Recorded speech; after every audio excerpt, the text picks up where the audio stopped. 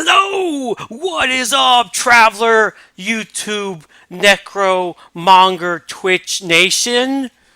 We'll work on that. It's me, Zhylaw! Ha ha! Got Cowlick over here. How's it going, everybody? I haven't been around for a little while. Computer problems. If you follow me on Twitter, you'd be aware. Why aren't you following me on Twitter? Either I have problems with my video card, or something was loose. I don't know. So I took my computer and I shook it, and I said, "Work, damn you!" And now it's working. Not actually joking. Yeah, that's what I did. I like shook it, and now it works. See, violence is the answer. Um, Hopefully it stays working. Apparently, I have the best video card for the price point right now still. So I really hope it's not the video card because I don't want to replace my video card and get the equivalent. I always want to upgrade, and the next one up is just too expensive. So I really hope it lasts me just long enough for price points and technology to move a little bit. Anyway, I tucked in the cord for my headphones because it was kind of annoying and it was blocking the view, you know. I don't know. Is it weird that I mean, you can't even tell, right? I mean, you could kind of see. No, this way. No, this way. Fucking reversing. Yes, you can kind of see it, but like, I don't think it matters. Is that weird? Like, is my body sweat gonna melt? Because I got that salty apple vinegar kind of sweat. Is that gonna melt the wire? Is that a problem? I don't know. You guys, let me know. As you can see, I got a new shirt. Praise Gaben! Praise him! Praise Gaben! Lord of Steam! Steam! Valve! I spoke about this previously. I wanted to get a shirt for streaming and for my YouTube videos because when I go full screen, the white shirt just it did because my background's all white and I don't know. It looked really odd. So I was looking for a shirt to get, and it was actually really tough finding a shirt to wear because I want to wear a shirt that isn't something interchange. It's like I want to wear a shirt that I can represent all the time. Like at first I was gonna like, ooh, let's get a D&D shirt, but I don't really play D&D, and like there's no D&D games to play, and I don't even play tabletop. And I was like, oh, I can get a Fallout shirt, but then I was thinking. I'm not really like a huge. I mean, I love Fallout, but it's not like all I play is Fallout. And I have this love-hate relationship with the new Fallouts. So like, I wanted to get a shirt that would represent me, but wouldn't be something that in a month I'd be like, I don't want to wear this anymore. This doesn't represent me. And then I'm like, why not? Why not the Lord himself, Lord Gaben? Whatever. It was tough coming up. And then there was two different designs. Like almost identical, but they were slightly different. And then they choose the color. I don't know. Shirts are serious business when you're a streamer because your shirt is like this tiny little window that your viewers have into your world, and you want to make sure that the shirt gives people the right idea. Whatever. So I got this shirt. As long as Steam doesn't do something really horrible in the future, and then I'm not using Steam anymore, I think this shirt will be okay. And then I was thinking, what happens when Gaben dies? Blessed be his name. But then it'll just be like the Saint Gaben watching me from heaven. Not that he's gonna die anytime soon. I'm sure he's healthy, and I hope he lives forever. Yeah. So I'm trying to embrace a little bit of gimmickry.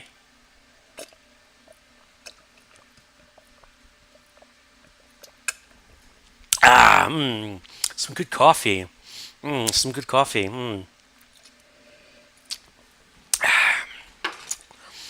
Because I realized that people really, really embraced my whole Mario cosplay thing. And there were many sad, lonely, dejected viewers when I shaved that mustache. And I don't want to bring it back, but I'm beginning to appreciate the value of a few good sparklies. I got a hat coming. It's not here yet. Waiting for my hat. Yeah, there's a hat. I was gonna get like a big chain and like some bracelets, and but I'm like, well, maybe some glasses or something. Yeah, I'm like some big like doofy glasses or like a fake nose. But then I'm like, wait a minute, this isn't Halloween, and I'm not like undercover. I'm not a private detective. I'm just replacing things that you kind of use or you have to use anyway, with more interesting versions. So I ixnayed the oxnay on the giant chain and the bracelet, and I was going to get a Brotherhood of Steel coin bank, which who even has coins? I don't know. And I was going to be like, in this big metal, and I'm going to put it there. Like, look at the Brotherhood of Steel helmet. Aren't I cool? I might still get that actually. I'm not gonna lie. It is really cool looking. I don't use coins. Anyway, um, let's see what's going on. You have like 2 more days. Okay, you have 2 days to sub to the Twitch Presents channel. If you sub to the Twitch Presents channel, all the Power Rangers emails will become yours permanently. I know it sounds so weird. Like I couldn't believe it. I had to reread it so many times. But you get to permanently keep the Power Rangers emotes even after you unsub from Twitch Presents, and the emotes won't even be available anymore from Twitch Presents after the 29th. So these are limited edition collectors emotes that you could keep permanently to show how much of a nerd you are and have no life and are always on Twitch. Very weird. Like I still don't trust it. Like I think they're gonna pull some kind of ixnay oxnay and they're gonna take them away in 6 months. But supposedly you get to keep them. Sub to Twitch Presents now before the 29th, and then you can unsub any point after that, and you get to keep these emotes, which will not even be available anymore if you sub to that channel even in the future. Probably, I don't know. They must have some crazy contract with the Power Rangers to be able to do that. So that's interesting. I mean, I don't even care that much, but to have exclusive permanent emotes, well, I don't even care if it's like pictures of, I don't know, sewing equipment and postal stamps, Civil War heroes. Also, check out Rend on Steam. Looks good. And check out Beyond Despair. It is good, but no one's playing it. Shardbound is coming to early access April 6th. The CCG that is going to give Hearthstone a run for its money. And they're well on track for that release. It will, of course, be free when it comes out on Steam. So that you can check out at no potential cost to yourself. Honestly, I hope it does well because I'm hoping that I can stream it and that people will watch and that I will enjoy it. Because I'm looking for a visually enticing replacement to Hearthstone, since I don't play Hearthstone anymore, and I do kind of miss that genre. So I want it to do well, and I want it to be good, but we'll see. What else? What else? I got some more Steam refunds. Steam refunds. Praise Gaben.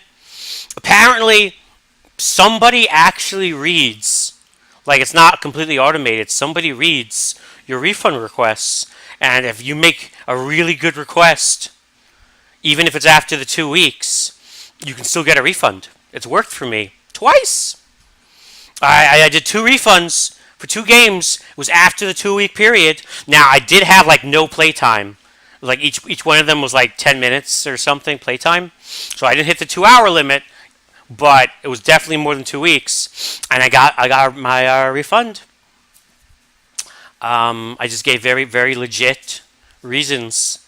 Apparently, the trick is to state the reason for refunding is the store page is not the store the page for the game is misleading or does not have certain critical need to know information.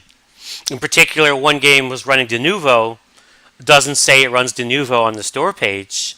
And the other one was not early access, but it turns out the game was pretty much really in early access and was only a fraction of the portion done, and it was still in production, even though it was released as a full title. And those are pretty big issues. And I wasn't lying. I mean, it was true. Not lying is important. And so yeah, I got my refunds, and that's awesome. That's awesome. Praise Gaben. Uh, let's see. Let's see. Oh yes. I'm really sorry about Dark Souls. I tried to play Dark Souls 1. I even installed the DS fix, and I didn't want to install the DS fix. I was like, I don't care, 60 FPS, 60 FPS, whatever, 60 FPS. But apparently, not only is it locked to 30 frames, but without the DSFX, you can't even change the resolution to 1920 by 1080.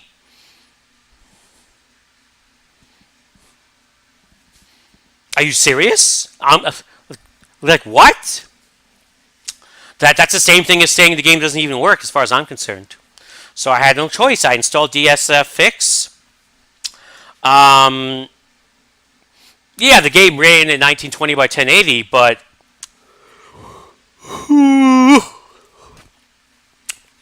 it ran like shit. It was awful. Everything was shit. It's just the textures were, I don't know, everything was like fuzzy, and like the textures were constantly changing. The frame rate was horrible. It would be okay unless I adjust the camera. Turn the camera, just blah blah blah blah blah blah blah blah blah blah blah blah. I tried playing with the DSF fixed settings. Don't even come in my comments and start telling me I didn't do the settings right. Okay? I turned off the AA, turned on the AA. I turned on the depth of field, different settings. I played with the SAO. I installed some texture mods, uninstalled texture mods. Yeah, I mean, it was functional, but like it was just I was suffering. It was awful. And also the camera. I don't know if this was a issue with the PC port or if this is how it's supposed to be, but the camera was really far away from my character. If you're not going to make a first-person game, you're going to make it third-person. That's fine. Those are cool. I like third-person games. Third-person games are great, but the camera is supposed to be like behind you, with a little bit behind you, then a little back. Kind of like Gears, the Gears camera. In Dark Souls, it's like the camera was like 10 feet behind my dude.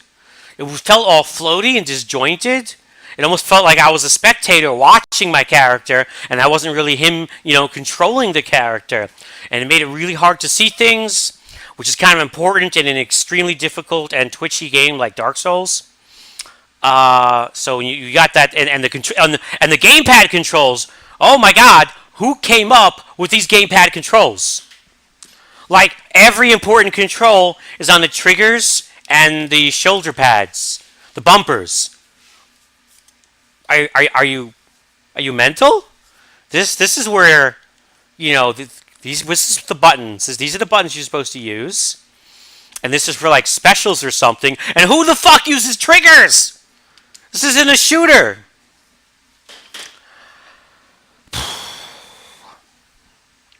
So yeah, it ran like ass. It looked like ass, and it was a floaty camera, terrible controls.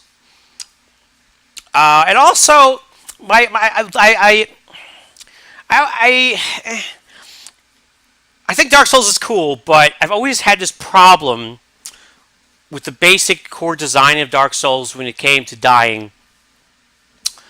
In Dark Souls, when you die, you start at the last bonfire, which is like save point, and you lose all your soul essences that you have, which is okay. But then you have to run back to recover them.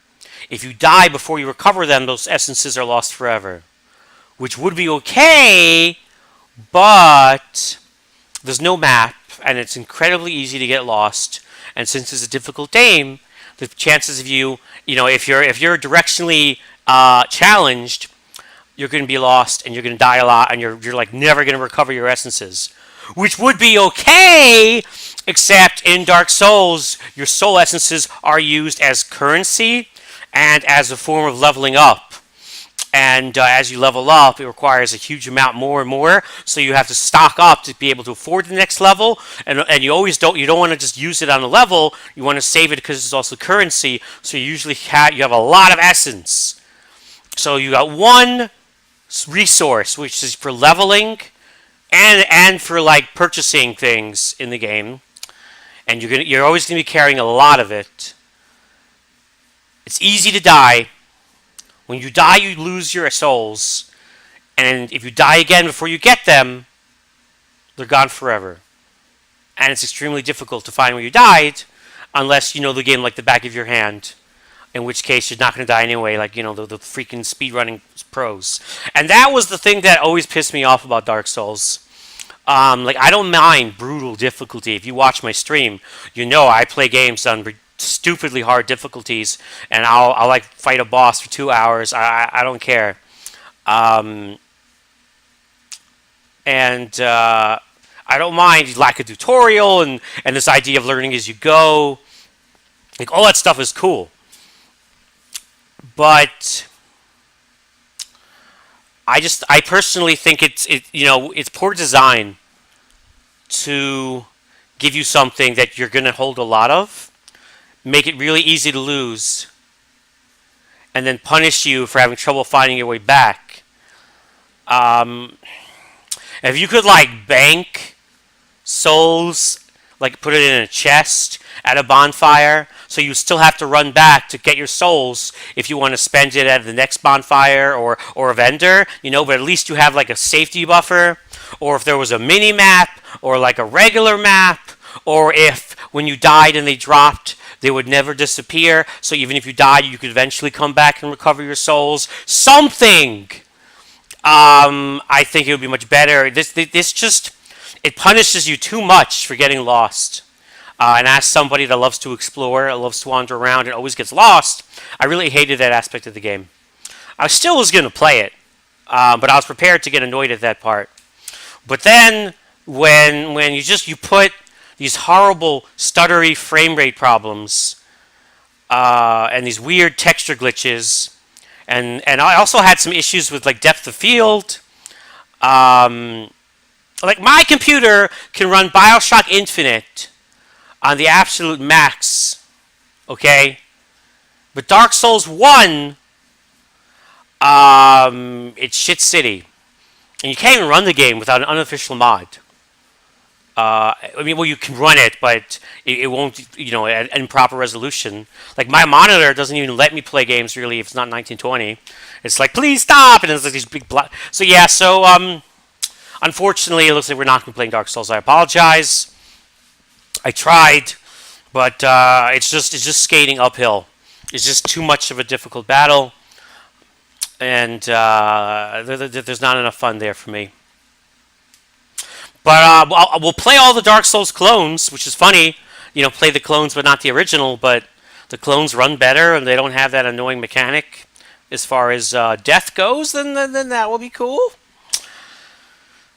And so, since we're not going to be playing Dark Souls, right now what we're playing, I'm continuing to play Baldur's Gate Enhanced Edition.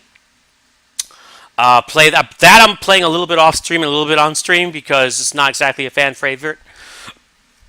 But I'm really enjoying it, so tough. We're going to continue playing Fear.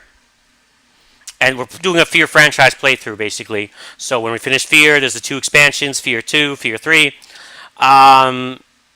And we're going to try out a game called Bloodlust Shadowhunter, which is like it's like Diablo crossed with Vampire Bloodlines. Sounds interesting, yeah? Indie game. It's one of the very, very few decent vampire games on Steam. Supposedly decent. Got pretty good reviews. And it's a cool idea. So we're going to play that. We're going to check that out. And as far as roguelikes go, we're going to continue playing Eldritch, Hand of Fate, Castle Torghast, Dungeons and Darkness, and I might start playing Battle Brothers. And I still have for multiplayer. I still have Portal Knights. We need to go deeper, Barony and Stara. If anyone ever wants to play, and I still have Beyond Despair, which I'm trying to get people, to buy, but nobody wants it. And Shardbound will start when it comes out in early access, April 6th. So that's how our gaming schedule is looking.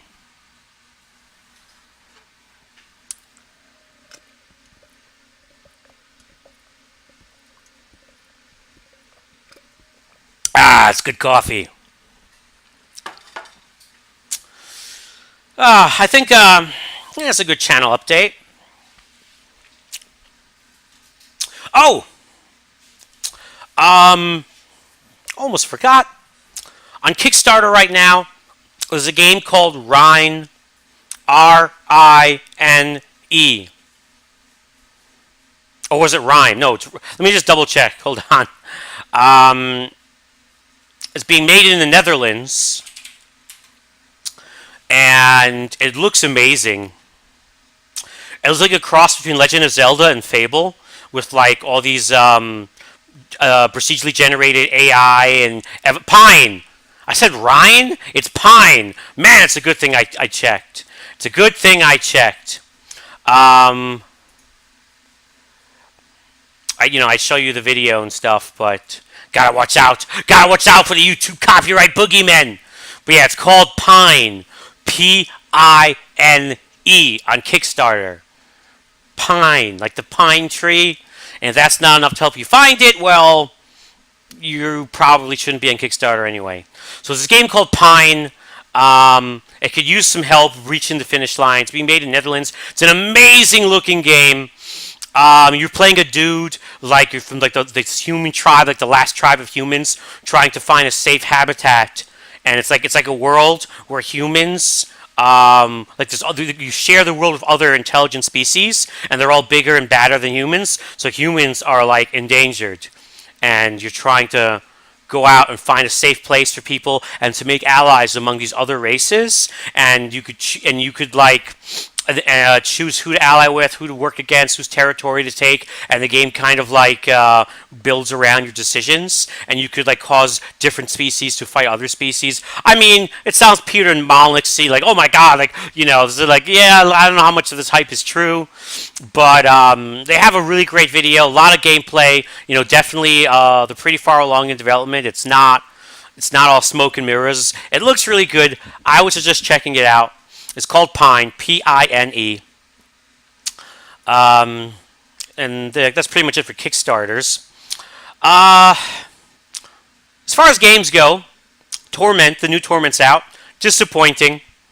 Disappointing! I knew it was going to suck. In Exile's disappointment. In Exile's like a budget Obsidian. Disappointed with Wasteland 2, disappointed with Torment. I wouldn't waste my money. If you want a good game, get Tyranny from Obsidian. And Mass Effect Andromeda, I like hating EA because they're EA and they refuse to put their games on Steam. Praise Gaben. But I didn't think it was going to be this much of a shit show. I figured it'd be a step back in terms of writing or whatever. But oh my god, Mass Effect Andromeda! Ha ha ha ha! And that's all I have to say about Mass Effect Andromeda. And I think that's it. All right. Thanks for watching, guys. Thank you for being part of the friendliest tiny Twitch community. And see you next time, assuming my computer continues working. Please, please, please.